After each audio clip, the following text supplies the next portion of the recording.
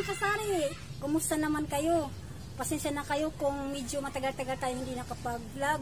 Alam niyo, namimiss ko rin, alam mo na, yung mga ganitong gawain na mag-vlog kasi alam ko na andyan kayo sumusubaybay sa mga video ko. So, pasensya na talaga at hindi tayo nakagawa ng mga video natin kasi nga, lately, dahil nga medyo may importanteng bagay tayo inasikaso. So, but I promise na gagawa na tayo ng mga videos para naman sa ganun mabigyan kong kasiyahan ang aking mga subscribers. Yan, na palaging sumusubaybay sa channel natin. So, thank you talaga. So, sa vlog na ito, mga kasari, ituturo ko kayo, dadalhin ko kayo, maglalakwatsa tayo sa labas ng bahay. So, pupunta tayo ng Barangay Quezon Junior. Bibisitahin natin yung ating mga tiyahin doon, mga pinsan. Titingnan natin kung ano naman naging kalagayan nila after this pandemic. So, yan mga kasari, samahan niyo ako ha.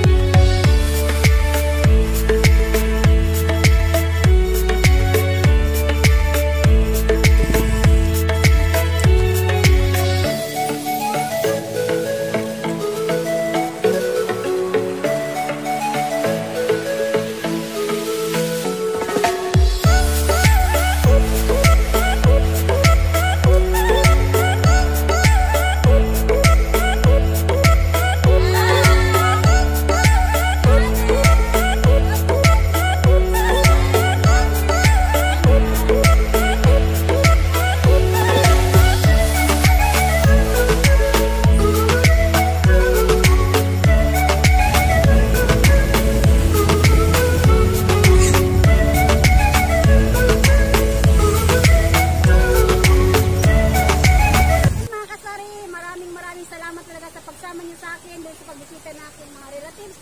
Alam niyo guys, sobrang ang sarap sa pakiramdam na makita yung mga kamag-anak na alam mo yung matagal mo nang hindi nakasama, hindi nakita.